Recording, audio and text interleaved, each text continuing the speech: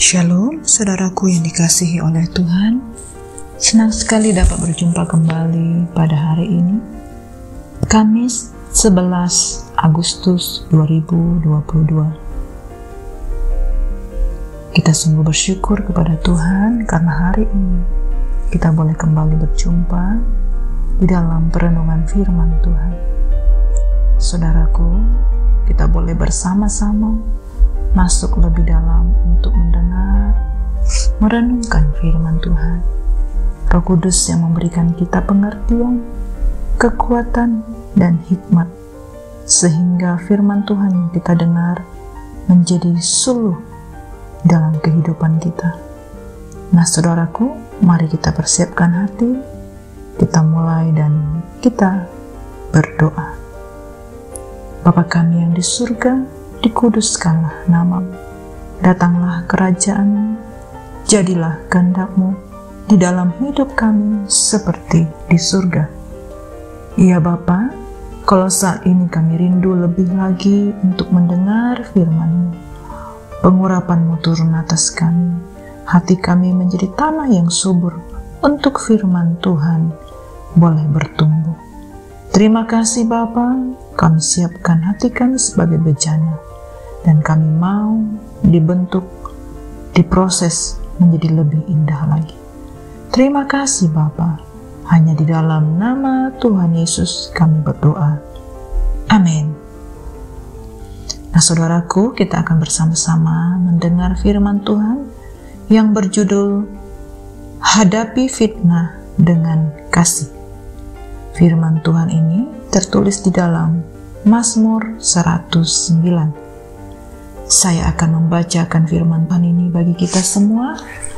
Mari kita dengarkan firman Tuhan yang saya baca beberapa bagian dari pasal ini. Doa seorang yang kena fitnah. Untuk pemimpin biduan, Mazmur Daud. Ya Allah, pujianku, janganlah berdiam diri, sebab mulut orang fasik dan mulut penipu ternganga terhadap aku. Mereka berbicara terhadap aku dengan lidah dusta, dengan kata-kata kebencian mereka menyerang aku dan memerangi aku tanpa alasan. Sebagai balasan terhadap kasihku, mereka menuduh aku, sedang aku mendoakan mereka. Mereka membalas kejahatan kepadaku, ganti kebaikan, dan kebencian ganti kasihku. Biarlah itu selalu diperhatikan Tuhan, supaya ingatan kepada mereka dilenyapkan dari bumi. Oleh karena Ia tidak ingat menunjukkan kasih, tetapi mengejar orang sengsara dan miskin, dan orang yang hancur hati sampai mereka mati. Biarlah semuanya itu dari pihak Tuhan menjadi upah orang yang mendakwa aku, dan upah orang-orang yang berkata-kata jahat terhadap aku. Tetapi Engkau, ya Allah Tuhanku, bertindaklah kepadaku oleh karena nama-Mu. Lepaskanlah aku oleh sebab kasih setiamu yang baik. Lututku melentuk oleh sebab berpuasa, dan badanku menjadi kurus, habis lemaknya. Aku telah menjadi cela bagi mereka. Melihat aku, mereka menggelangkan kepalanya. Tolonglah aku, ya Tuhan Allahku. Selamatkanlah aku sesuai dengan kasih setiamu, supaya mereka tahu bahwa tangan-Mu lah ini, bahwa Engkaulah, ya Tuhan, yang telah melakukannya. Biar mereka mengutuk, Engkau akan memberkati. Biarlah lawan-lawanku mendapat malu, tetapi hamba-Mu ini kiranya bersukacita. Biarlah orang-orang yang mendakwa aku berpakaiankan kenoda, dan berselimutkan malunya sebagai jubah. Aku hendak bersyukur sangat kepada Tuhan dengan mulutku, dan aku hendak memuji-muji Dia di tengah-tengah orang banyak. Amin. Nah saudara, kita akan lebih lagi boleh mendengar firman Tuhan, dan kita pasti sudah sangat familiar dengan ungkapan fitnah lebih kejam dari pembunuhan. Mengapa demikian? Karena dengan fitnah memang tidak membunuh secara fisik, tetapi ketika seseorang difitnah sesamanya, berarti ia membunuh karakter orang itu, menghancurkan karirnya, masa depannya, reputasinya, merampas kebahagiaan dan ketenangan hidupnya. Itulah sebabnya fitnah merupakan sebuah tindakan yang kejam dan tidak manusiawi. Meski demikian, tidak sedikit orang beranggapan bahwa memfitnah adalah perbuatan biasa atau kejahatan berskala kecil. Mereka tidak tahu betapa tindakan tersebut berdampak buruk bagi orang yang difitnah.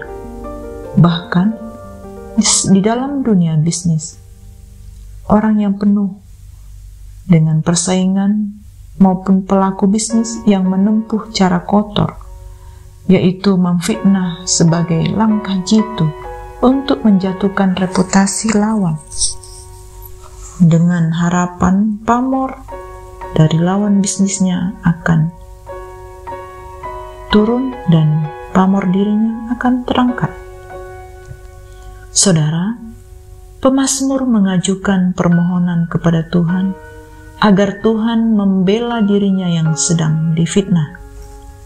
Ngeri sekali melihat bahwa pelaku fitnah adalah orang-orang yang dilayani ataupun yang dikasihi oleh pemazmur, yaitu Raja Daud. Ibarat air susu dibalas air tuba.